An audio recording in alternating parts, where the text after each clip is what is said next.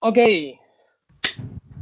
Buenos días, bienvenidos a un nuevo podcast. El segundo que hacemos de esta serie, aunque bueno, ya hicimos uno bajo el nombre de Conocetea, pero bueno, eso lo dejo para el tema de preguntas y respuestas. Le hemos cambiado el nombre, Conociendo a Autistas, donde hablamos con personas en el espectro que tienen muchas cosas que decir acerca del autismo y afortunadamente cada vez más se están haciendo oír, en el sentido de que los profesionales nos quedamos ya para la parte más técnica, que creo que es donde tenemos que estar, pero el tema de hablar de las personas en el espectro, de vivir de sus experiencias, sobre todo de cómo lo viven, creo que es una parte que es importantísimo que se haga desde primera persona y no solo la interpretación que podamos dar los profesionales desde un punto de vista pues, psicológico o técnico, que también creo que es necesario, pero la parte de voy a contar la experiencia que sean las propias personas en el espectro las que lo hagan. Y creo que es importantísimo que cada vez tengáis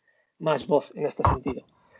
Así que nada, bienvenidas, bienvenida a los 40, bienvenida Yuri, bienvenida Selen, bienvenida Lara. Hoy vamos a hablar del tema de la interacción social, comunicación, qué dificultades surgen. Me gustaría que lo intentásemos enfocar desde un punto de vista, creo yo, más actual, en el sentido de, sí, evidentemente podemos contar y vamos a contar dificultades que tenemos, pero contándolas no desde el punto de vista de que hay un déficit, porque es lo clásico, lo que se viene oyendo desde siempre, ¿no? De hecho, hasta hace pocos años se conocía el autismo, decía, es un problema de comunicación, ¿no? Y de interacción social, cuando sabemos que no es eso, que eso al fin y al cabo es un síntoma de que algo no está funcionando en la interacción, en la propia interacción, en la propia percepción del mundo que es distinta. Y me gustaría que intentásemos, o yo quizá os pueda ir dirigiendo un poquito en ese sentido, hablamos de una experiencia de percepción distinta, de una realidad distinta, unas necesidades distintas y que a veces es difícil amoldarlas a un entorno no autista o neurotípico o normotípico. ¿Vale? Entonces vamos a ir abriendo turnos de palabras. Quien quisiera hacer una introducción a este tema. Coméntanos, Sere. Vale. Yo ahora mismo las dificultades que me noto actualmente es en sitios con gente, porque por ejemplo ayer el viernes me dio el día de la hipersensibilidad muy alta y me afectaban los tíos con gente. Y este pasó en una tienda que estaba que había poca gente y la música no estaba muy alta. Así que la mayor dificultad yo creo que tenemos es esa, que tengo yo en mi experiencia hoy en día es esa. Yo creo que es algo que comentas que es muy importante y que es muy útil, ¿vale? Por lo general, las personas en el espectro tienen más dificultades cuando los grupos son numerosos, más que con la interacción de uno a uno, ¿no? Y eso se ha dicho desde el principio, ¿no? Y qué raro si conmigo el profesor que me dice, ¿no? O la madre dice, si cuando está conmigo solo o sola, está muy bien, se desarrolla muy bien, está muy atenta, todo va muy bien, y las personas en el espectro dicen, pues esa comunicación de uno a uno es más sencilla. Esto tiene su base científica, por así decirlo, ¿no? Es decir, las personas en el espectro, por lo general, procesan mejor de manera secuencial. Entonces, cuantos más estímulos haya, más personas, sobre todo, requiere un procesamiento en paralelo muy grande, hay muchas dificultades, ¿no? Entonces, si a eso le sumamos un problema de la hipersensibilidad a un entorno ruidoso, ¿no? Digamos que se produce un desfase en la jerarquización de esos estímulos a los que hay que atender y se produce una situación que parece mentira, que puede ser muy caótica y muy frustrante y muy dañina para una persona en el espectro, ¿no? Ok, que a los 40 quería comentar algo al respecto. Vale.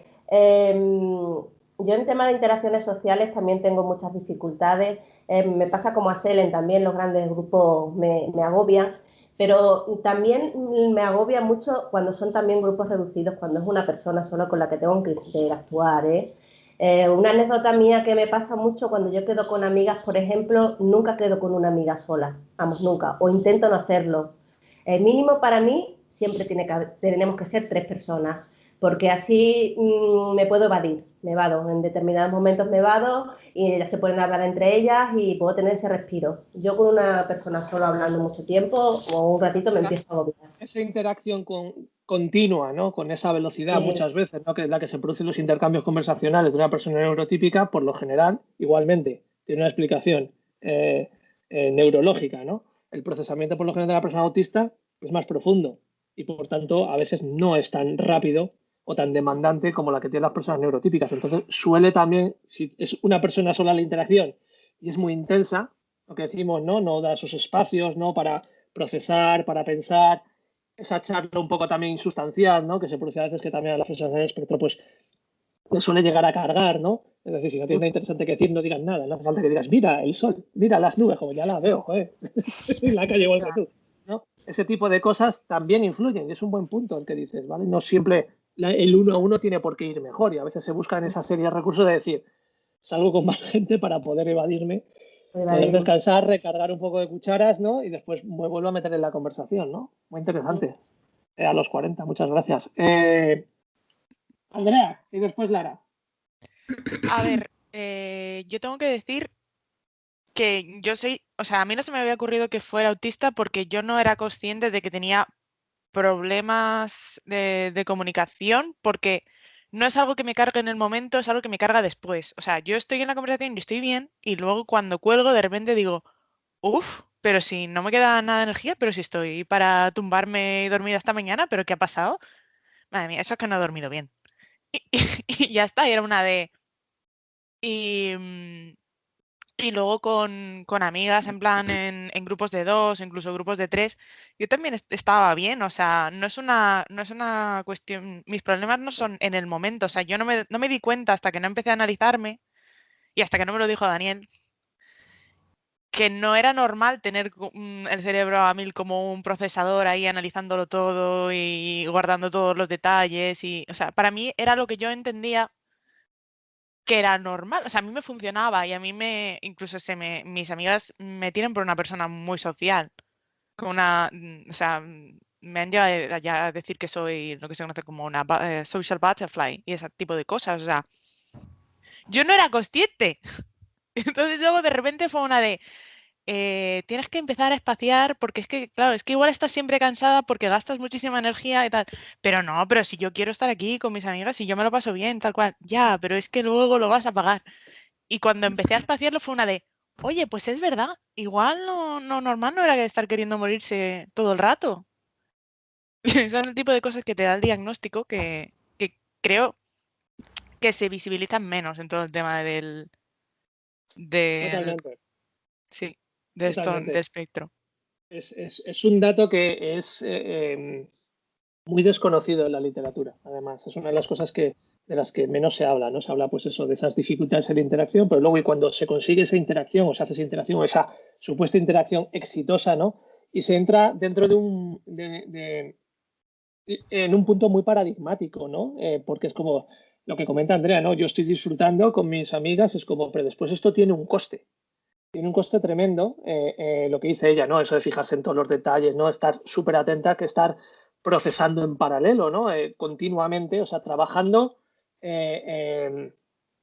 por encima del límite durante mucho tiempo, que lo estés disfrutando, esto tiene un coste. El ejemplo que intento poner siempre es el deportivo, ¿no? Una persona que puede hacer un deporte que le encanta, pero cuando se supera los límites, o por mucho que haya disfrutado, tiene consecuencias. Es decir, al día siguiente tiene agujetas o incluso puede llegar a tener, en el caso de autismo, lo que hablamos de esos momentos de shutdown o de burnout, puede llegar a tener una lesión. Y esto es lo que se produce, ¿no? Estás haciendo sobreactuar a tu sistema y eso tiene una consecuencia. Lo que pasa es que, claro, como lo estás disfrutando, pues dices, pues sigo, ¿no? Sigo, pero luego entra ese momento de, ¿y por qué estoy destrozado y los demás no? Pero claro, el problema es que te fijas, y es una de las cosas que intento muchas veces con el tema de los grupos, ¿no? Que se crean en torno al espectro, de que te puedas fijar en otras personas que tengan una condición similar, porque si no, te enfrentas a situaciones en las que, y porque yo soy, en este caso, la única que después de una noche estar disfrutando con mis amigas, quiero quedarme en casa durante 3 días seguidos y los demás siguen queriendo quedar o haciendo cosas, ¿no? A nivel de interacción social, ¿no? Entonces es muy importante que esto es una realidad en el autismo. ¿vale? Es decir, hemos construido nuestro cerebro y le hemos hecho sobreesforzarse y hasta cierto punto de vista está bien, ¿no? Porque son cosas de las que quieres hacer y quieres disfrutar y quieres, como en el caso de Andrea, estar con las amigas y hacer cosas porque disfrutas de ello. Pero es importante tener esta realidad presente, decir, ok, hazlo, pero que sepas que esto tiene una cierta contrapartida, que es importante que conozcas y que tú pongas en la balanza y decir, ¿me compensa o no? ¿No? Pero que no llegues al día siguiente y decir, ¿y por qué me está pasando esto? ¿No? Porque yo creo que parte de la importancia del diagnóstico, que lo hemos hablado otras veces, es encontrarte, reconocer tu realidad y no sentirte culpable por ello, ¿no? Ni un bicho raro, sino que, bueno, tienes un sistema, un procesamiento que es distinto y para algunas cosas es mejor, para otras pues hay más dificultades, ¿no? Vale, Lara había levantado la mano que me había colado antes. Sí, yo era en relación a lo que ha dicho Tea a los 40, que me ha parecido curioso, que yo también tengo contabilizado con cuántas personas estoy más cómoda, ¿no? Sé también relación, o sea, una interacción 1 a 1 también me cuesta muchísimo más porque se suelen crear silencios incómodos y más de 5 personas también, yo ya sé que van a ser demasiados estímulos y no voy a estar cómoda. Mira, llevando estos casos a otros puntos, tenemos el caso de Yuri que nos comenta, bueno, Yuri tiene un mutismo, un mutismo que se denomina selectivo. En el caso de personas en el espectro es bastante frecuente cuando se es más joven, pero también hay casos en los que se pueden producir en edades adultas. Y ella solo habla prácticamente con 4 personas, que son en general familiares, y con las demás personas se bloquea cuando no tiene ningún tipo de problema de producción de lenguaje. De hecho, aquí hemos oído todas la voz de Yuri y es fantástica, pero es una de las posibles dificultades y comorbilidades del autismo, de cuando hay mucha demanda exterior en la interacción, pueden llegar a producirse estos bloqueos defensivos, y uno de ellos es el mutismo de Yuri y es una cosa con la que estamos trabajando. Muchas gracias, Yuri, por estar aquí, que sabemos que es un esfuerzo muy grande para ti. Así que enhorabuena por dar este paso, además, y participar con nosotros. Vale, a los 40, ¿quería decir algo? Vale, me identifico mucho con lo que comentó Andrea también, me pasa eso, yo soy una persona muy sociable y hasta que no he tenido mi diagnóstico recientemente no sabía por qué venían mis problemas. Por ejemplo, yo he ido muchísimas veces al médico por estar cansada, me han hecho analíticas de todo tipo y no tenía nada, entonces pues para casa. Pero yo es que estaba muy cansada y toda la gente pues decía, bueno, pues será un poco perrilla. Y digo, bueno, pues será eso, ¿no? O te falta vitamina D. Perezosa o tomate vitamina. Eso me pasa mucho. Y también quería decir una cosa, que el tema de dificultades entre socios sociales, tanto a nivel, yo es que he hecho varios grupos, está el grupo de mi pareja, el grupo de mi familia más cercana, el grupo de amigas y luego está el grupo laboral, que hay, mis dificultades son tanto en interacciones cuando son complicadas y difíciles como puede ser el entorno laboral o hablar con un jefe o con un cliente, pero también mis dificultades son también en el entorno que es satisfactorio, como pueden ser las amistades o la familia, ¿no? Sí que es cierto que en el único sitio donde yo me encuentro que no tengo dificultades es con mi pareja y con mis padres y mi hermana. Ahí no suelo tener ningún tipo de dificultad en interactuar con ellas. Ahora ya te vas al grupo de amigas, aunque tenga mucha confianza con ellas, sí tengo dificultades. A los 40, ¿y esto por qué crees que es? No sé, no lo sé. No lo sé por qué. Porque creo que puedo ser yo misma con mis padres, hermanos y mi hermana, exacto. Y con mi pareja igual, ¿vale? Y luego va muy ligado, esta dificultad va muy ligada a la anticipación que tengo con el resto de la gente. Todo tiene que estar. Yo quedo con una amiga, yo tengo planeado lo que voy a hablar con ella. Quedo con mi jefe o tengo que hacer una reunión, está planeado todo. Todo va muy ligado a la anticipación. Vale, me gustaría contaros una anécdota, por ejemplo, que tuve antes del confinamiento, porque el confinamiento confinamiento se ha cortado mucho la interacción social. Estaba yo en el coche con mi pareja, que se bajó a hacer unas gestiones y me quedé yo en el coche en doble fila. Y cuando veo que apareció mi jefe por al lado, que había aparcado el coche por detrás, me entró en pánico. Yo no estaba haciendo nada malo, yo no tenía nada que no hablar con él, no tenía nada que ocultar, no pasaba absolutamente nada. Y yo entré en pánico, arranqué el coche y me fui. Y dejé allí a mi hija. Y luego me llamó, ¿y dónde estás? Y yo desaparecí. No quería volver al sitio porque mi jefe tenía el coche aparcado donde él estaba. Bueno, me monté una película que no existía, que era absurda, pero yo la viví como realmente pánico. Por no sé, porque apareció en un momento que no debería y no sé. Eso es el día a día que puede suceder.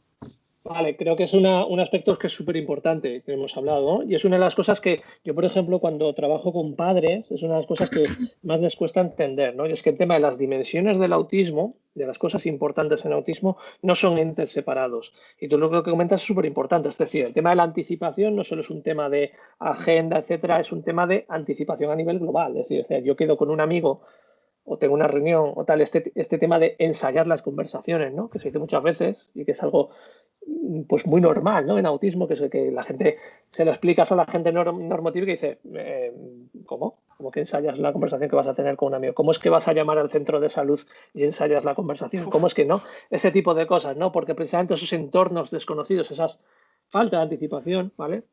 Y esa impredictibilidad juega un papel tremendamente importante en la interacción social.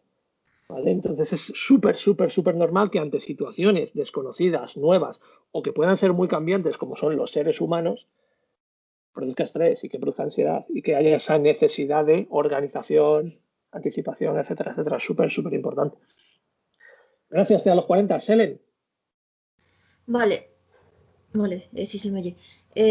Yo, al respecto de lo que ha comentado tía los 40, yo no te doy la diferencia de cuando estaba en un grupo de WhatsApp que enmascaraba mucho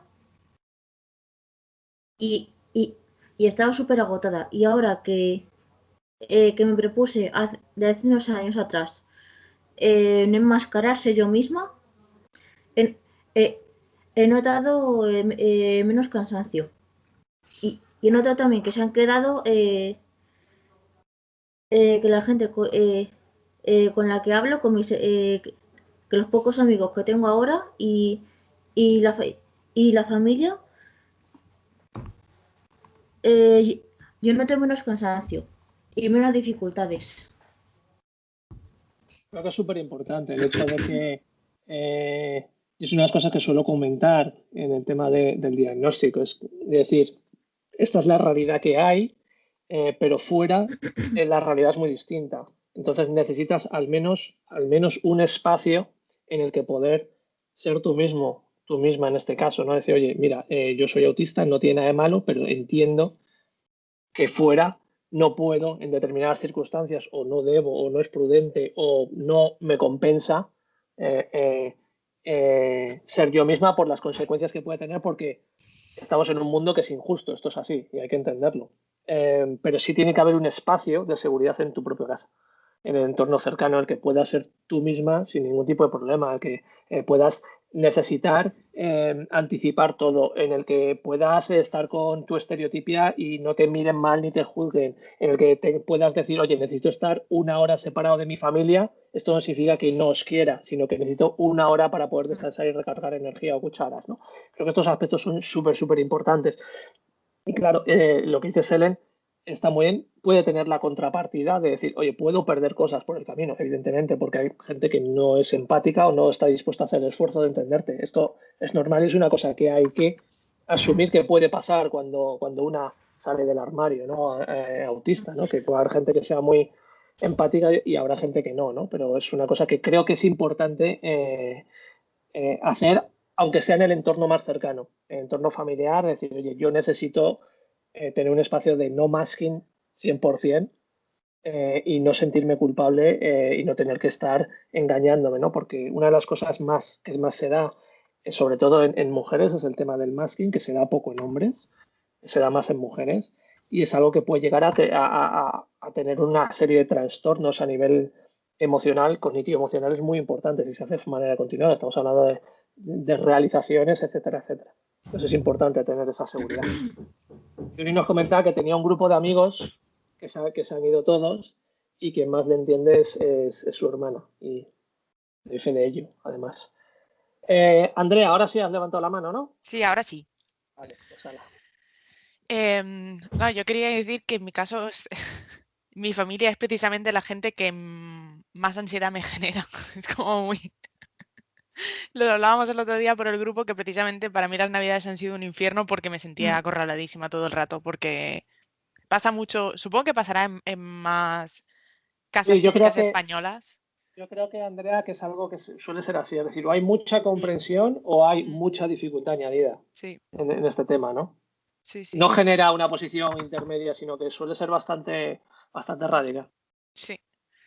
Porque es eso, precisamente en mi casa, como en la intimidad se considera como que tienes algo que esconder y ese tipo de cosas y nadie toca nunca la puerta y todo el mundo está encima de ti todo el rato y no hay espacio y esa sensación como de angustia, de agobio y si echas a alguien para atrás, entonces es que estás siendo egoísta y ese tipo de cosas, porque claro, el espacio hay que compartirlo, pues ha sido venir aquí a mi casa y todo el silencio y mis amigos que pueden decir, no, mira, es que ahora no contesto porque ahora mismo no tengo cucharas para contestar a más mensajes de WhatsApp, ¿vale? Cuando esté mejor te contesto. Ok, ya me dirás.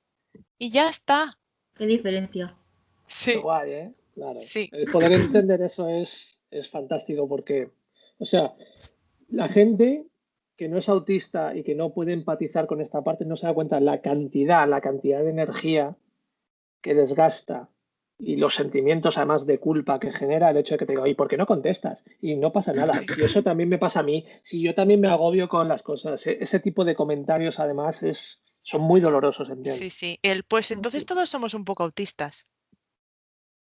A mí se me desquició. A mí también. Gracias, Andrea. Te a los 40.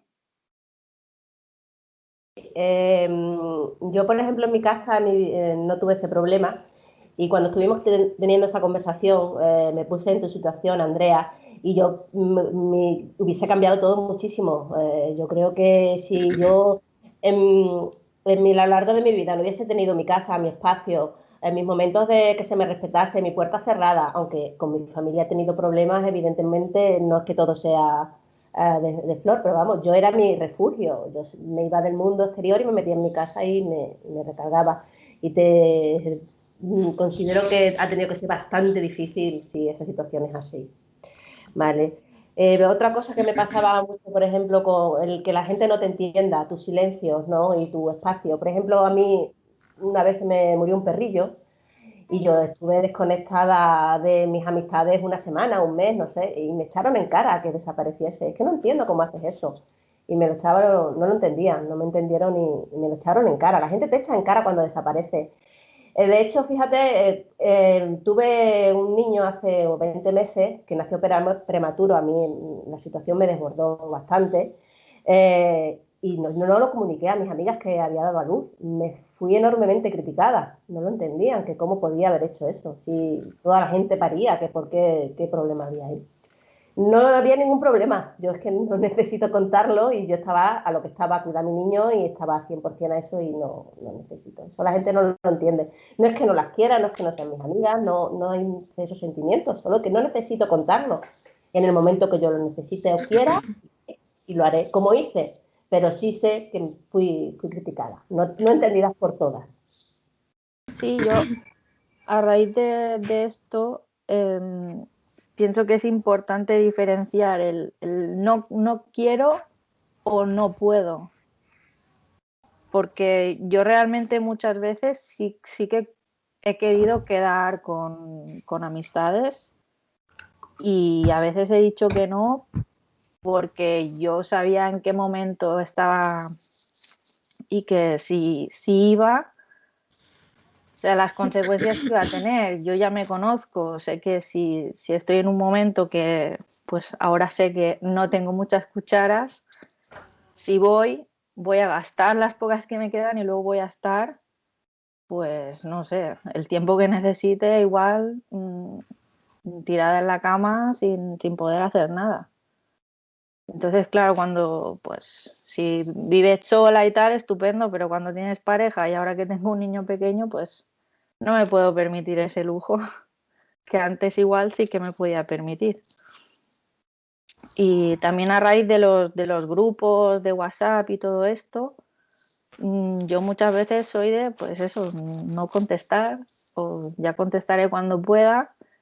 Y hay gente que no lo entiende, hay gente que necesita cada día, hola, ¿cómo estás? Y tal, y contarles tu vida. Yo no lo necesito. O sea, no lo necesito cada día. Sí que cada a lo mejor X tiempo, sí. O sea, no soy una persona asocial. Me gusta estar con gente, pero no, a lo mejor no lo necesito tanto como otras personas.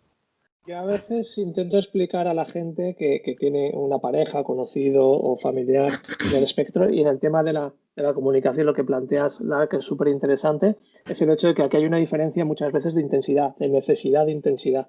Y en estos casos, muchas veces las personas en el espectro prefieren interacciones con más calidad y pocas que mucha interacción con muy poca calidad, ¿no? Que es lo que suele hacer las personas neurotípicas, ¿no? Lo que dices tú, ¿no? De este continuo de estar comunicando absolutamente todo lo que les pasa y cuando no tienen algo que nos pasa, pues es un chiste o pasar el meme o el no sé qué, no sé qué, no sé cuánto, a veces sin ningún sentido, ¿no? De una forma continua y si no te ríes, si no pones el jaja o la carita tal, parece como que no estás realizando una buena interacción, ¿no? Y muchas veces hay que educar a la persona neurotípica, decir, a ver, esto no significa que yo no quiera estar en contacto contigo, pero que la calidad de este contacto sea mejor, que sea más productivo, ¿no? Una persona del espectro me decía eso, que prefiere interacciones productivas, ¿no? Y las personas normotípicas, por lo general, demandan de una interacción muchas veces muy superflua y continua, ¿no? Como un goteo constante, ¿no? De comunicación y eso cansa muchas veces a la persona en el espectro. Y es el que si no lo haces parece que, Por supuesto, tiene que no consecuencias. les quieres o que no te interesa o no sé. No sé, yo quiero igual, le quiero igual. Por ejemplo, a mi marido lo quiero igual, no necesito decirle cada día que le quiero. Yo sé que le quiero, él sabe que le quiero. Pues es lo mismo, ¿no? Pero con las amistades. Efectivamente. Selen. Vale, a mí esto me ha pasado en versión amigos, en plan de que quieren siempre saber de tu vida y todo lo tienes que contar y como dices, y como he dicho, tienes que interaccionar, reírte de un chiste, de un meme o lo que sea. Me pasa también en versión pareja, en el sentido de que en momentos muertos, eh, eh, pues de que te empieza con, eh, con ñoñerías, que a mí no me gusta. Soy muy poco dada a eso. Y, y antes yo decía, venga, le sigo el juego porque si no va a pensar que no le quiero. Y ahora no lo hago. Y, y, y lo entienden. Yo le dije que no soy muy de hablar, no soy muy de ñoñerías, te quiero ni eso. Lo digo cuando me sale, pero así en plan, así una conversación así porque sí, habla, no me sale. Una de las cosas también importantes que es importante trabajar, sobre todo en las parejas, es el tema emocional, el tema de la regulación emocional, que es distinta en autismo que en personas alistas o neurotípicas, ¿vale? Y es algo que es súper importante porque es cuando tu emoción fluctúa de una forma más rápida o más lenta, eso influye en cómo te percibe la otra persona y la interacción. También puede ser mejor, puede ser más defectuosa. El otro día me hicieron una pregunta sobre el tema de la desregulación emocional en autismo. Es una de las cosas que a mí me fastidia muchísimo, ¿no? Porque se habla de regulación emocional como un déficit, ¿no? Como que las personas autistas no se regulan bien a nivel emocional.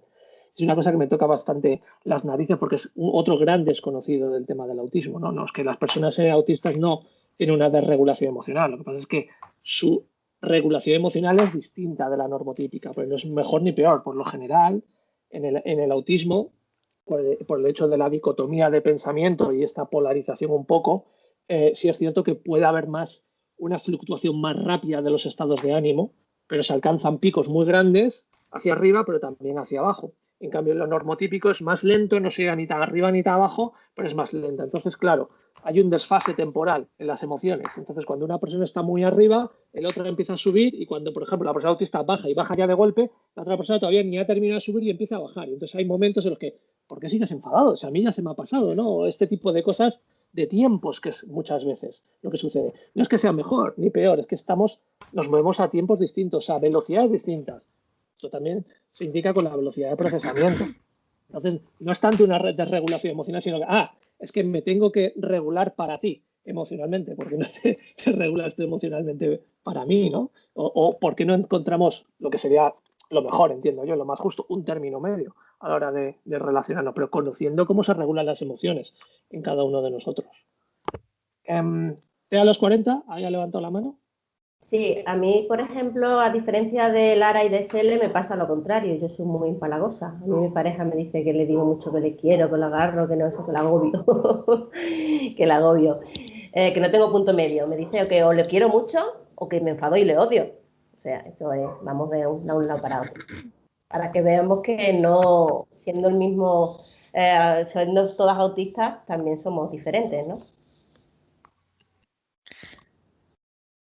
A los 40, pero si te das cuenta, al final te mueves en polos, ¿vale? Es decir, tú te vas al polo muy de, y por ejemplo Lara se va al polo quizá contrario, por así que no me gusta llamarlo así, ¿no? Pero contrario de, bueno, pues no tanto, ¿vale? Como como yo sabes que te quiero, pero a lo mejor te lo digo una vez cada 2 semanas o 3, o lo demuestro de otra forma, quizás, ¿vale? A lo mejor con actos, no tanto, oye, que te quiero, sino, oye, he hecho esto para ti, de una manera indirecta, ¿no? Por ejemplo, en cambio tú te vas al polo de estar continuamente, ¿no?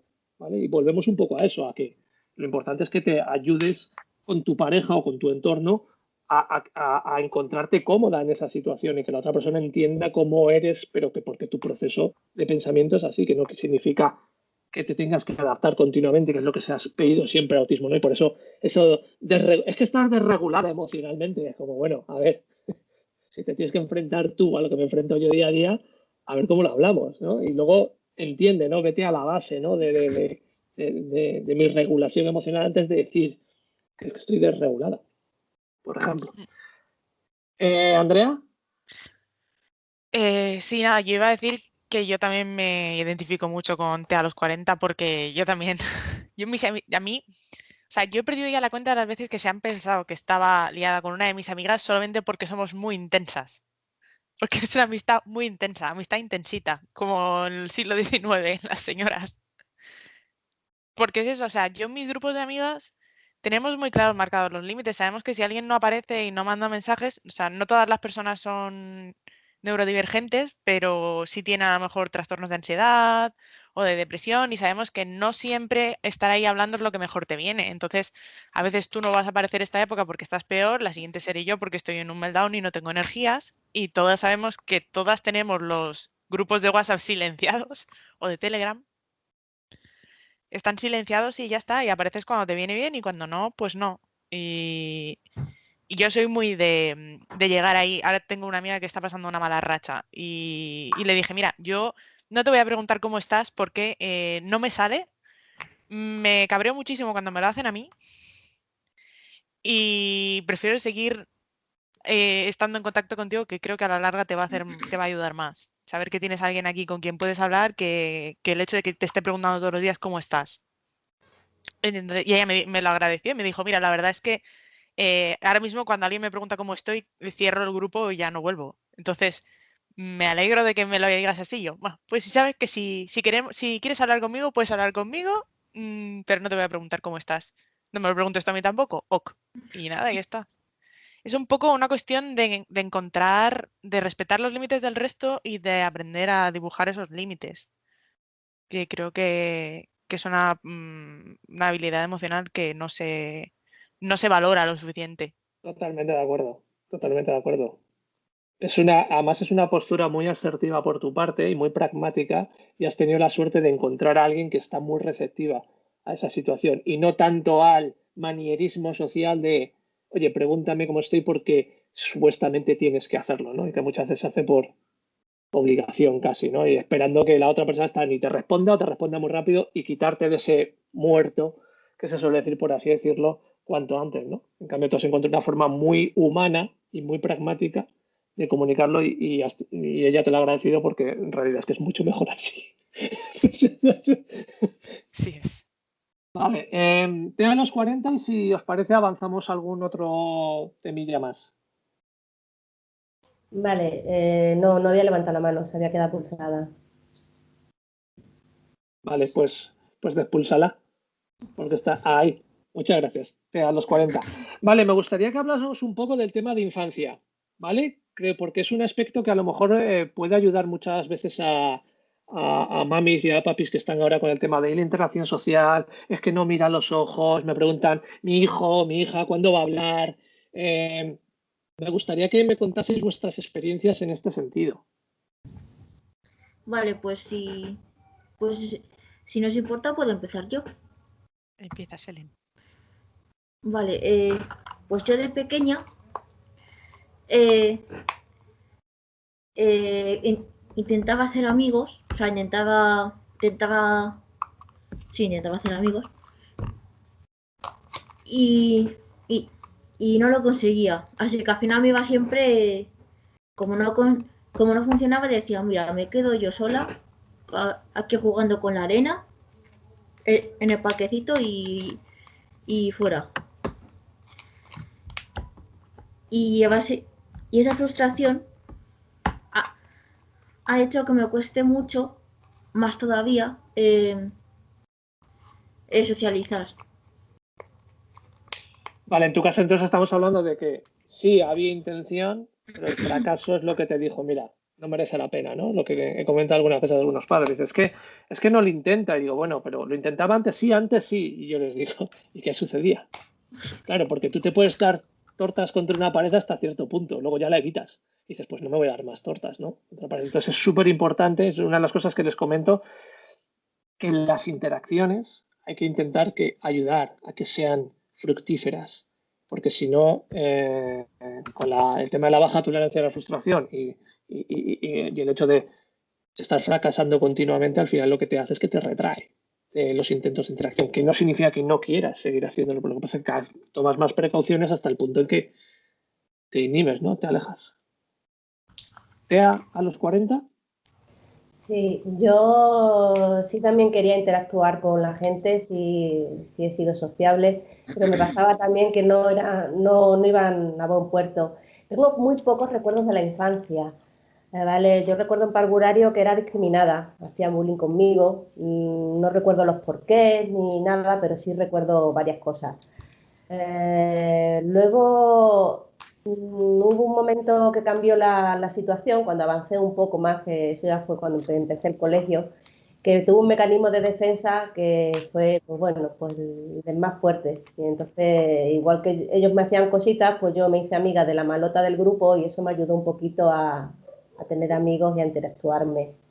No me gustaba ser así, de hecho me arrepiento de muchas cosas que hice, no es que haya hecho nada muy grave, pero sí que hice daño para intentar defenderme y ese fue mi mecanismo de defensa. Y siempre he tenido una vida muy amiga, ha sido también mi manera de interactuar con la gente, siempre me he absorbido mucho a una persona. Y siempre he tenido dificultades que no entendía el por qué pasaba eso, por qué yo no encajaba, por qué ellos hablaban más que yo y yo no tenía ese sitio que ellos tenían. Siempre he tenido esa sensación de no encajar, aunque sí he tenido una vida social activa, pero he tenido siempre dificultades y me he sentido muy mal de no saber qué es lo que pasaba y por qué todo esto era así. Mucha confusión y bueno, y ya, si ya te pones a pensar en relaciones ya de amistad más negativas y demás, ¿no? No vamos a tema. Siempre he querido ser social, pero no he sabido hacerlo. Faltaban herramientas. Lara, y después Andrea.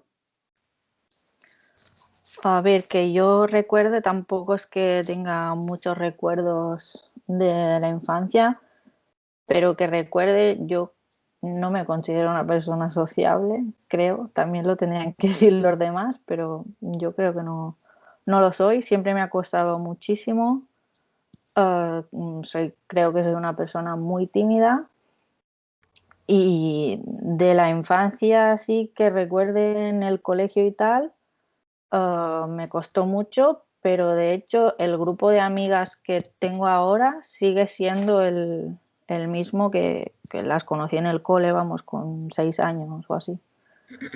Y del cole que recuerdo una anécdota curiosa es que con una compañera de clase, ¿no? Ella me copiaba todo siempre, o sea, dibujos, trabajos, todas las fichitas, ¿no? Que hacíamos, pues eso, con 6, 7 años, me lo copiaba todo, pero por mi manera de ser, ¿no? Por cómo soy yo, más tímida, más así, me decían siempre que era yo la que copiaba.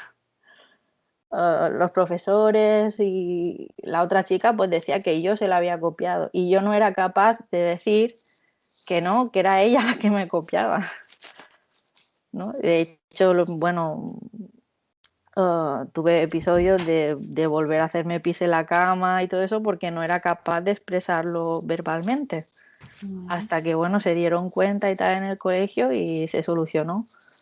Pero vamos, hasta ese punto.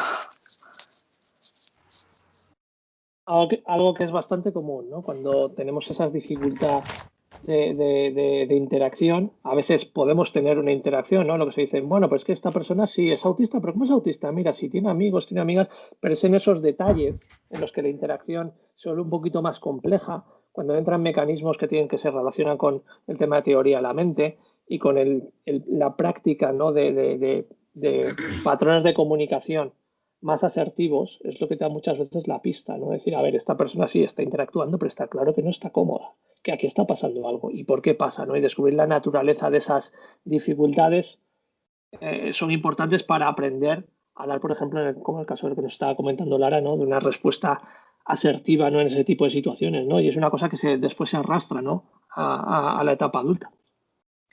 Andrea, y después nadie, creo. Sí, después te a los 40. Vale. Que yo tengo recuerdos, yo sí tengo bastantes recuerdos de cuando era pequeña. También me pasaba lo mismo que a ti a los 40, que yo era muy en plan, tengo una amiga y estoy muy cerca de esta amiga y luego, pues si me pasa algo con esta persona, me quedo un tiempo sola hasta que vuelvo a encontrar otra persona y entonces vuelvo a entrar.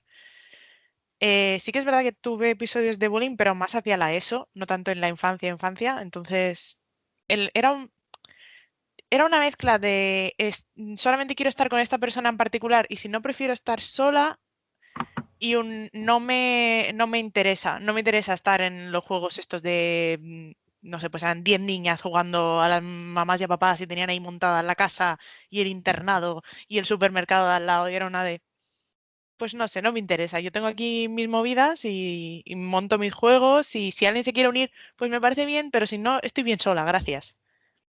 Y ayer justo lo hablaba con unos amigos porque recuerdo una época en la que me separé de la chica con la que iba siempre, o sea, mi amiga estrella de aquel momento y yo, pues como que nos enfadamos, nos separamos y yo dije, pues ya que me llevo siempre un libro al cole, pues ahora que no tengo a nadie para jugar al recreo, me puedo sacar el libro al recreo y leo los 10 minutos del recreo, o sea, 10 minutos leyendo, pues estupendo, fantástico. Y yo llegaba ahí el libro, me lo sacaba al recreo y me ponía ahí a leer. Digo, aquí en esta escalera que no pasa nadie, yo aquí leo los 10 minutos y luego vuelvo y tan tranquila. Y yo no veía ningún problema. Hasta que los profesores se dieron cuenta y fueron a mi madre y le dijeron, la niña se saca el libro al recreo y no juega, solamente está leyendo. Quítale el libro, por favor. Y me quitaron el libro. Porque lo importante era que yo socializara y era una de ellos. No entiendo no entiendo por qué, no entiendo qué hay aquí de malo. Y siempre era esto, como una conjunción entre mis necesidades sociales en ese momento y lo que parecía que mis padres y los profesores querían de mí. Entonces eso es lo que más recuerdo, esta especie de incongruencia. Te entiendo. ¿A los 40? Sí, ya me gustaría decirle algo a los padres, porque en mi caso mis padres nunca supieron nada, ¿vale? Yo todo lo ocultaba y todo lo enmascaraba. Ellos, de hecho, cuando se han enterado del diagnóstico ahora con 40 años, se han sorprendido mucho y han dicho que si yo hubiese dicho algo o hubiese dicho algo que pasaba, le hubiese dado a ellos alguna pista, claro, ellos me hubiesen llevado a algún sitio, hubiesen visto algo para solucionar lo que ellos nunca supieron ver que yo tenía problemas. Sí que veían algo raro, pero cuando me preguntaban yo lo negaba o no decía nada y bueno, es un poco complicado y me gustaría que los padres actuales, no sé qué manera, Daniel, eso ya sabrás tú, orientar más cómo se podrá llegar a haberme dado la ayuda que yo necesitaba en ese momento. No me la dieron porque yo tampoco la pedí y no supieron verla porque me ocupé de ocultarla. Claro, claro. Aquí estamos hablando de un tema que cuando empiezas a tener este tipo de dificultades a nivel social y empiezas a ser consciente de que incluso, oye, a mí me pasa algo, evidentemente es muy normal decir, lo niego, no pasa nada y decir, no, yo estoy bien, ¿no? Entonces, claro, es complicado, es difícil. Normalmente hacen los padres, pues están a veces cegados un poco y es normal tener esta visión muy poco objetiva, tanto para lo bueno como para las dificultades. Y es importante que profesores, por ejemplo, que lo ven desde un punto de vista más alejado y que se dan cuenta, ¿no?, de esas interacciones, ¿no?, de ese niño o esa niña que se va sola por el patio, que siempre la aparta, ¿no? Ahí es donde tienen que estar atentos a ese tipo de dificultades. Es decir, vale, este es el síntoma, tenemos que ir a la causa. ¿Qué está causando esto? ¿Es una dificultad de comunicación, que puede ser? ¿Es una dificultad de interacción, que puede ser? ¿O va algo más allá? Hay una dificultad que puede ser a nivel, pues eso, de anticipación, lo que hemos hablado de teoría de la mente, función ejecutiva, mecanismos distintos de percepción, ¿no?, necesidades distintas de percepción. Ahí es donde se da la alarma. ¿Qué es lo que pasa? Cuando estamos hablando de un autismo en el que hay una dificultad a nivel simbólica más importante, en el que hay problemas en el acceso al lenguaje, es como más fácil detectarlo, aunque se empieza por otro camino que también es muy complicado, de llegar a un diagnóstico acertado. Pero cuando estamos hablando de personas en el espectro que tienen esa carga simbólica, menos carga en el campo simbólico, que desarrolláis un lenguaje, etcétera, etcétera, aparentemente no hay dificultades, algunas dificultades de comprensión de ciertas cosas, ¿no? Cuando empieza el tema del subterfugio en el lenguaje, ¿no?, de la literalidad, de este tipo de cosas, las intenciones, ¿no? Y no salen las intenciones, pues es más difícil. ¿Y qué es lo que pasa? Que encima en mujeres pues es más difícil aún. ¿Por qué? Porque hay un sesgo aquí de género bastante importante, en el sentido de que si un chaval no se relaciona es como una señal de alarma tremenda, como no juega al fútbol. ¿Por qué? ¿No? En cambio, si una mujer prefiere estar leyendo, como decía Andrea, en el recreo, a su bola, como, bueno, que es normal, ¿no? Ella es introvertida, le gusta eso, no sé qué, ¿vale? No es tan sociable, no pasa nada y hay más dificultades. Entonces, claro, es difícil de detectar. Ya te digo que aquí son sobre todo, a lo mejor es poner un peso que no es el suyo, ¿no? Pero una responsabilidad que no es suya, pero quizás son los profesores los que las ven en unos entornos menos protegidos, porque en casa están en un entorno mucho más protegido. Son los que tienen que dar las alarmas, ¿no? Y son, por ejemplo, yo elaboré en su día mecanismos para pediatras, para los primeros momentos iniciales, para que empezaran a detectar este tipo de cosas, que no solo es las dificultades en el lenguaje y algunas dificultades a nivel, por ejemplo, motor, ¿no? Igualmente en los institutos, en los colegios, deberían tener ciertas claves para que diga, oye, esto es una alarma. Que un niño esté solo en el patio es una alarma, no tomándolo, bueno, ya espabilará, no, tal, no, bueno, vamos a ver, a lo mejor le están haciendo bullying, que lamentablemente es muy habitual, pero no hay una causa neurobiológica, por así decirlo, o a lo mejor sí que la hay, entonces hay que investigarlo eso y derivarlo a especialistas, y creo que los profesionales de los equipos de orientación psicopedagógica son los que tienen que intervenir aquí. Parece, oye, aquí este chaval tiene esta dificultad y no nos quedemos en el síntoma. A mí los informes que me suelen llegar son siempre sintomatologías. Y decir, bueno, pero es que esto no me dice a mí nada, ¿vale? Esto es una señal de que algo va mal. ¿Dónde está lo que va mal? ¿Cuál es el proceso que está implicado aquí? Es lo que hay que analizar. Pero es complicado a veces, muchas veces, porque claro, el chaval, lo que decís vosotras, ¿no?, enmascara, ¿no? Y dice, pues no me pasa nada, estoy bien, ¿no? Entonces, claro, no insistes y se pierde, ¿no?, esa oportunidad de intervenir cuanto antes, ¿no? Lo que dices tú, a los 40, cuanto antes mejor, ¿no? No para un desarrollo normativo, que es lo que me dicen muchas de los padres, es para que se desarrolle lo más normal. Y digo, no, lo más mejor a nivel emocional, como que normativo, ¿vale? Creo que esa es la parte importante. Muchas veces enmascaras porque no entiendes. ¿Por qué no sabes lo que está pasando? Es que es confusión, es complicado de explicar. No es que quieras mentir, es que no sabes qué pasa, no quieres no sé, no quieres preocupar. Con la infancia no es que no quieras preocupar, porque no creo que lleguemos a pensar en eso. Es como que no sabes qué pasa y no sabes explicarlo. Cuando está diciendo el tema de no decir lo que pasaba, es que muchas veces no se sabe lo que está pasando. Es que entra en juego muchísimas cosas, sobre todo a nivel de interacción social, tremendamente complejas, que se empiezan a fabricar en esos años en la preadolescencia, que son tremendamente complicados, esos subterfugios, estas historias, ¿no? de grupo, ¿no? Esa presión de grupo en muchos sentidos, tanto en niños como en niñas, ¿no? El lenguaje empieza a tener un componente simbólico tremendo, las dobles intenciones, ¿no? La jerga, todo este tipo de cosas que crean muchísima confusión y que, claro, nadie quiere que le señalen como el raro. Entonces, claro, al final dicen, ¿lo entiendes? Y dices, sí, sí. Es como muchos profesores cuando yo voy a reuniones me dicen, pero el niño este lo entiende. Y yo, ¿cómo lo sabes? Le pregunto y me dice que sí, ya, perfecto.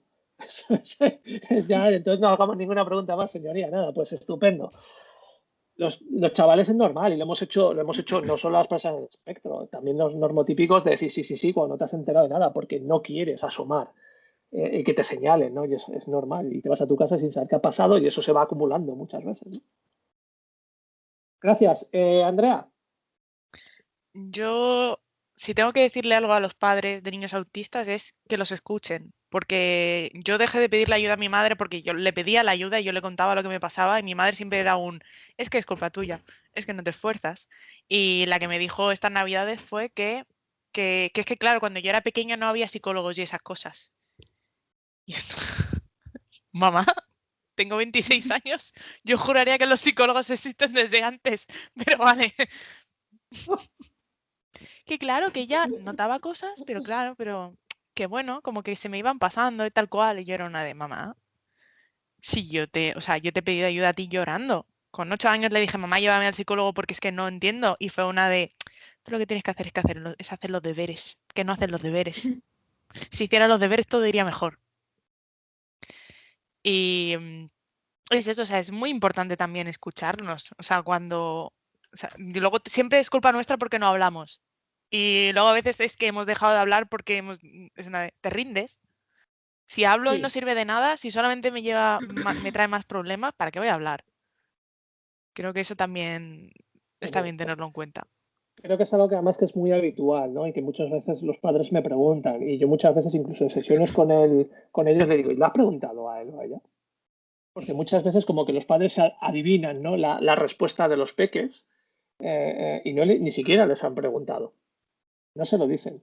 Entonces, lo que tú dices es fundamental, escucharles desde una posición empática de verdad, es decir, poniéndote en su lugar. Pero para eso tienes que conocer cómo perciben ellos el mundo, cómo lo sienten. Eso es difícil, pero es un esfuerzo que merece muchísimo la pena el hacerlo. Yo muchas veces eso con los padres, siempre lo digo, trabajo más con los padres que con los propios peques, porque creo que el cambio, sobre todo, lo tiene que hacer el entorno para facilitarle ese espacio seguro en el que poder ser ellos o ellas mismas y después poder ser escuchados y que los escuchen de verdad, activamente desde un punto de vista de comprensión real y no decir, bueno, es que tienes una dificultad y ya está, ¿no?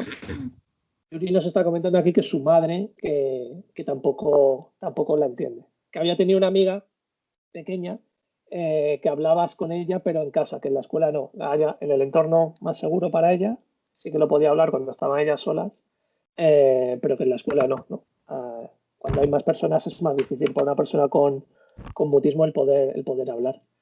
Y ahora nos comentaba eso, que su madre que tampoco la entiende. Es difícil a veces, ¿no? Estamos hablando de que requiere un proceso bastante difícil, ¿no? De empático. Y yo entiendo que es costoso para la persona neurotípica ponerse en el lugar de la persona en el espectro. Pero si no lo haces por la persona a la que quieres, ¿por qué lo vas a hacer? ¿No? Entonces es algo que hay que hacer. Yo se lo digo muchas veces a los padres, digo, el esfuerzo lo tenéis que hacer vosotros, no el peque o la peque. A peque no le pasa nada, es autista.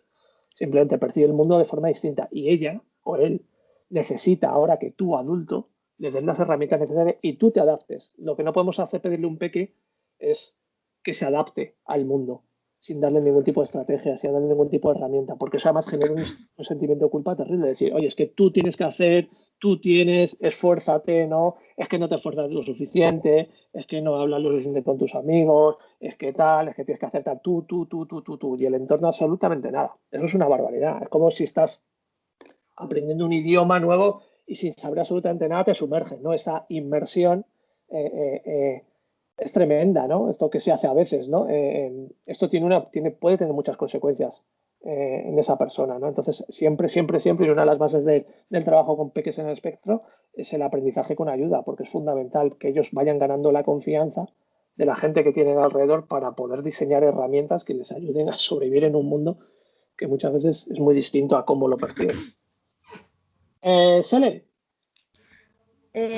Vale. Con respecto a lo que habéis dicho, mi madre sí que me entiende, aunque sí que a veces sí que es verdad. No lo hace conscientemente, es algo que se ha enseñado así de toda la vida. A lo mejor me agobio, yo qué sé, me da un bajón, como conté lo de mi abuela, o cuando estoy agobiada, pues, cuando hacía cursos de seguridad informática, y es como, pero ¿cómo te puedes...? Y decía, pues pasa esto, estoy agobiada y tal, ¿por dónde empiezo? Dice, pues estoy... pues como decía, así. Mírate los apuntes, digo, ya. Tengo PDFs, tengo normativas, tengo apuntes a papel. ¿Por dónde empiezo? Y ya a partir de ahí ya empiezo a entender, pero al principio era, pues por los apuntes. Ajá. ¿Por cuál de ellos? ¿Por cuáles? Y en muchas situaciones ha sido un poco así. En plan de no pasa nada. No puedes pensar en el pasado, que no lo hace aposta, que es algo que hacemos todos. Yo también lo he dicho alguna vez. No soy de Mr. Wonderful, pero alguna vez lo he dicho. Creo que esas cosas pasan y es algo habitual el pretender. Hay ciertas cosas que del autismo que son complejas por el hecho de que muchas veces, y lo digo por ejemplo, con el tema del lenguaje, el problema de la interacción se da porque no es un lenguaje que es completamente distinto. De hecho, es el mismo, pero a veces es distinto. Y eso que es paradójico, por así decirlo, es lo que crea muchísima de la confusión, ¿no? Pues te pueden ver a una persona autista tremendamente funcional, en el sentido de, pues, no pasa nada, ¿no? No tiene ningún problema. Y luego en determinadas tareas, como lo que está planteando Selen, que es un tema de función ejecutiva, pueden tener tremendas dificultades que una persona que no está en el espectro dice, pues empieza con los apuntes, pues ponte a ello, ¿no? Hazte un calendario. Es como, pues claro, algo tremendamente normal que asumimos como algo habitual y que para una persona en el espectro puede ser tremendamente difícil, pero como hay esa especie de, y realmente la hay, de esa funcionalidad, ¿no? A nivel global, parece que no tenemos ningún problema en ningún sentido. Y una de las cosas que hay en el autismo es el tema de la función ejecutiva, y es algo que está ahí y que no la entendemos muchas veces las personas no autistas, y eso crea a veces ese de, pero empieza o hazlo, como si no pasase absolutamente nada, ¿no? Gracias, Selen. Yo os diría, os preguntaría si queréis, para ir finalizando ya, el tema de la literalidad, ¿hasta qué punto os influye? Creo que es un tema que es muy importante por el hecho de que además es un tema que es muy idiosincrásico del autismo y muy particular del autismo. Es decir, hay muy pocas neurodivergencias en las que se dé este tema. El tema de las dificultades a nivel de literalidad, a nivel de campo simbólico. Lo explico muchas veces. Realmente para mí es el hilo conductor que aúna a todas las personas en el espectro. Dependiendo de la capacidad que tengas de crear metarepresentaciones de negaciones de la realidad, tendrás menos dificultades en el campo simbólico. Puede ser desde tener muchas, hasta dificultades en la adquisición del propio lenguaje hablado, hasta tener pocas, entre comillas, en el sentido de que los sentidos figurados, las dobles intenciones, las ironías, etcétera, que sean difíciles captarlas o comprenderlas o incluso automatizarlas, ¿no? Como me dicen algunas personas del espectro, que las pueden captar, las captan todas, las entienden, pero siempre hay un clic en su cerebro de o que ve la imagen de las mangas verdes o el besugo o lo que sea, que es imposible borrárselo de la mente, y ese 2 segundos que se tarda en ese proceso pues ya les hace ir por detrás de la conversación, ¿no? ¿Cómo os afecta esto a nivel de interacción en vuestro día a día? Vale. Dale. Me ha pasado, además hace poco, el año pasado, porque mi prima ha dicho a mi madre de quedar. Y resulta que iba en general.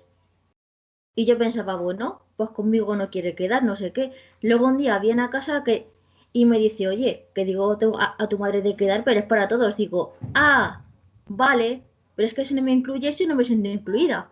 Literalmente. Y alguna vez que y alguna vez que he dicho a mi abuela, que he dicho a mi abuela de quedarse a comer aquí, en casa, y a lo mejor luego se va. Es como, pero si acabas de decir que vas a comer aquí. Esa falta en tu caso además es una falta de concreción, ¿no? De especificidad muy que parece que no, ¿no? Pero forma parte del campo simbólico y también de la flexibilidad que se denomina cognitiva, para decir, ok, no lo ha dicho explícitamente, pero por las claves del contexto volvemos al procesamiento en paralelo, adivino que también me incluye a mí, aunque explícitamente no me lo hayan dicho, ¿no? Eso es literalidad también. ¿Vale? Muchas gracias, Helen. Lara, y después Andrea. Sí, yo he estado, por lo que decías de la literalidad, 32 años pensando que la pregunta ¿qué tal? Realmente me querían preguntar realmente qué tal estaba o cómo estás, ¿no? Y hasta hace nada no me he dado cuenta que el hola, ¿qué tal? Es simplemente un saludo. O sea, En todo determinados entero. contextos, en la mayoría es así. Es decir, Claro, yo pensaba el hola, sí, es un saludo, pero el qué tal es una pregunta, ¿no? Realmente, ¿qué tal estoy? Sí. Y muchas veces, y he estado pensando realmente que falsa es la gente, ¿no? Que en realidad me están preguntando qué tal, pero no les interesa para nada. O sea, no quieren escucharlo, cómo estoy, porque a veces he respondido cómo estoy y se ha creado como una pausa incómoda, como unas caras que no sé realmente cómo analizar. Y hasta, te digo, o sea, tengo 32 años y hasta hace nada. Pues que sepas que te a los 40 te ha ganado, porque dice que se acaba de enterar. Sí. Así. Ahora Bueno, pues mismo. mira. Yo también, ¿eh? Claro, esto es entrar en el juego de estas sutilezas, ¿no? Del lenguaje que tiene que ver mucho con los contextos, con las personas y que intervienen muchos factores que es imposible cuantificarlos y que se procesan de hecho paralelamente y automáticamente. Es decir, una persona entra en un contexto y su cerebro no autista le dice, ok, en este contexto si te preguntan qué tal, sí que es qué tal, cuéntame qué tal estás. Pero en determinados contextos, de hecho, la mayoría, no significa qué tal estás, significa hola, es un saludo más. Entonces, claro, esta dificultad también tiene que ver con la literalidad. ¿Vale? Y entra dentro de esa gama de que no hay un protocolo realmente. ¿Vale? Es lo difícil y lo complicado para una persona de espectro que no hay un protocolo. Vale, ok, y entonces, ¿en qué situaciones exactas? O me pregunta alguna persona de espectro, ¿qué tal significa realmente qué tal? Y digo, yo te puedo decir una cosa, pero es muy plástica, es muy tangible, es muy permeable. Pueden incluirse muchos factores que ahora mismo no se me ocurren y que de repente influyen en que ese qué tal siga siendo un hola y no un qué tal estás, cuéntame qué tal estás realmente, ¿no? Entonces esa permeabilidad es muy difícil de asumir para la mente de una persona de espectro que requiere de más concreción para poder establecer un mecanismo de anticipación. Entonces, claro, es muy difícil, ¿no? Porque se dan muchas estas situaciones en las que te quedas así con cara de bobo, ¿no? Sí. Pues estoy bien y la otra persona se te queda mirando y diciendo, ¿pero qué dices? Que no me cuentes tu vida, ¿no? Y tú, pero si me lo has Pero es preguntado. que incluso ahora que lo sé, que a veces si me dicen hola, ¿qué tal? No identifico bien si me lo está preguntando de verdad o es simplemente un saludo. Muchas veces no contesto, no digo nada. Me quedo como y no he contestado ni he dicho bien, hola, bien o le he contado toda mi vida, ¿no? Me quedo Claro. en blanco. Esta es una de las cosas que, por ejemplo, yo me gusta explicar a las personas que después van a trabajar con personas en el espectro. Es el ejemplo que les pongo es este, el tema de la literalidad en el lenguaje y lo que puede producir. Lara está poniendo un ejemplo que es magnífico, ¿no? Porque se da esa situación en la que no sabes qué decir, te crea una confusión, encima no dices nada y luego te vas de esa situación diciendo, ostras, que la he cagado, a ver qué pasa. Y le empiezas a dar vueltas y ron, ron, ron, ron. Después te vuelves a encontrar con esa persona y ya estás condicionada o puedes estar condicionada. Eso es tremendo. Esto te crea un estrés vital Totalmente. tremendo. Claro, es Puedo una de las estar cosas que creo que todo el día pensando en eso, dándole vueltas. en ese momento. Y la otra persona probablemente ni se haya dado cuenta de que ha habido un momento incómodo, o sí, pero después ha obviado o vete tú a saber, ¿no? Entonces, claro, eso genera esa incertidumbre, genera un estrés y una ansiedad que las personas no autistas no pueden entender, ¿no? Y por eso decir, concreta, por favor, en el lenguaje, ¿no? Había levantado la mano primero Andrea, creo, y después Sí, a sí. los 40. Yo quería aportar a esto que yo soy filóloga, o sea, soy lingüista. El lenguaje es mi campo de estudio. Yo me he sacado asignaturas que se llamaban pragmática. Yo he estado horas y horas ahí todos sentados diciendo los silencios. ¿Qué significan los silencios? ¿Qué significa el silencio en el lenguaje? ¿Qué puede indicar esto, lo otro, tal cual? Y yo estaba ahí, vamos, sentada, como esto es lo más interesante del mundo, tomando apuntes, porque es una de... no sé, o sea, yo lo tengo, la variabilidad del lenguaje, la literalidad. Yo he leído, o sea, he hecho trabajos sobre antologías de poesía súper oscuras y siempre he tenido como si hubiera un grado de separación entre la literatura y yo, pero aún así yo era capaz de aplicar estas normas para poder entenderlo. O sea, es algo como que la sensación ahora que ya le voy dando vueltas y voy pensando sobre este tipo de cosas y sobre mi diagnóstico y sobre el hecho de que siempre he sido autista y como, ¿cómo he conseguido todas estas cosas? ¿Por qué a mí no me pasa lo de la literalidad? ¿Por qué cuando alguien me dice ya buenas horas mangas verdes yo sé perfectamente lo que está diciendo y no tengo ni el segundo de las mangas verdes ni ninguna cosa de estas? Y creo que es porque me he dado a mí misma, o sea, lo he convertido en mi campo de interés, en mi hiperfijación y he ido desarrollando estrategias, o Ha sea, habido un mi aprendizaje. hiperfijación es el lenguaje. Exacto. Y esto pasa, Andrea, es importantísimo que lo hayas comentado porque pasa muchísimas veces, ¿no? Como el tema de, no solo con esto, con el tema de la literaria, pasa con el tema de la mirada, con muchas cosas que la persona en el espectro autista aprende a hacer, en tu caso sí porque es tu campo de estudio, entonces es que es como súper obvio, ¿no? Pero lo has aprendido de una forma muy reglada y no automática. Y esto lo aprende una persona no autista de manera automática. Entonces, muchas veces esto además enmascara, ¿no? Y es como, es que miras a los ojos, o es que tienes lenguaje, o es que tienes amigos, o tienes pareja, ¿no? Esta serie de falsos mitos, ¿no? Sobre el autismo que no hacen nada más que perjudicar y que retrasan el tema del diagnóstico porque ha habido un aprendizaje posterior. Es que no solo naces autista, es que después tienes una vivencia y de esas vivencias recoges muchas cosas, también absorbes cosas y aprendes a un poco a compensar ciertas cosas o ciertas dificultades que puedas tener. Ok, muchas gracias, Andrés. Andrea. Es que es curiosísimo lo tuyo. Ya a los 40. Vale, el tema de la literalidad lo que más me ha aportado a mí es enfados y problemas, cabreos, porque me lo tomo todo al pie de la letra. Entonces, si a mí yo digo que voy a hacer algo, siempre lo hago. No, y si no lo hago, no lo digo. Y no entiendo que otras personas digan cosas que no se lleven a cabo al pie de la letra. Vale, un par de ejemplos que puedo poner, por ejemplo, el otro día hablando con mi pareja, yo me había leído un libro y digo, ay, me he leído este libro que es interesante, no sé qué, bueno, ya tiempo. Y él me dijo, sí, me lo leeré. Bueno, pues yo todos los días preguntándole o todas las semanas, oye, ¿te has leído el libro? No, no. Y ya, ¿te has leído el libro la siguiente semana? No. Y ya un día ya me cabré y dije, pero vamos a ver, ¿vas a leer el libro?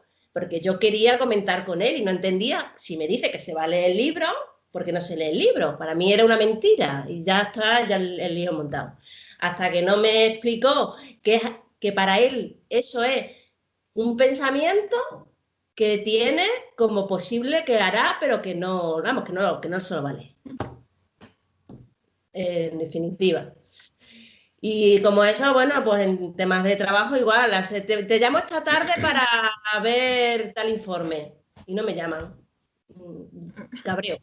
El tema de la integridad para mí es frustrante porque todo a pie juntillas y cuando no se hace lo malinterpreto y frustración. Está muy bien. Y luego que además, dependiendo del contexto, el tema cambia, ¿no? Que es una de las cosas que yo comento, ¿no? Por ejemplo, pasamos a lo que hemos hablado en otros programas, ¿no? El tema en ambientes laborales pasa un poco, es algo que es muy extraño, ¿no? Porque se dicen las cosas, pero como se tiene esa postura muchas veces de profesional de tengo que ir con mucho tiento, ¿no? Diciendo las cosas, a veces se es tan laxo que depende todo de la mirada con que te digan las cosas, o sea, depende de unos factores que tienes que interpretar mágicamente, haces como dice alguna persona, claro, yo soy un mago y sé lo que pasa por tu cabeza, ¿no? Ese de hazlo cuando puedas, que no significa cuando puedas, significa hazlo ya, ¿no? Por ejemplo, en muchos contextos, ¿no? O si tú puedes, o esto lo antes que puedas, organízate, ¿no? Y este tipo de cosas, ¿no? Estas inconcreciones que son tremendas, ¿no? Selen. Vale, yo iba a comentar con respecto a lo de camuflar nuestras dificultades. Selen, perdona, que es que te he interrumpido, que no había apagado el micro porque he leído lo que nos ha puesto Yuri, que recuerdo a mi madre, voy a hacer pollo al vino, y yo la había asociado con el vecino que se llama así. Perdóname, Selen. Vale. Ok. Vale, con respecto a conocer nuestras dificultades, a mí me gustaría entender la música, estudiar música.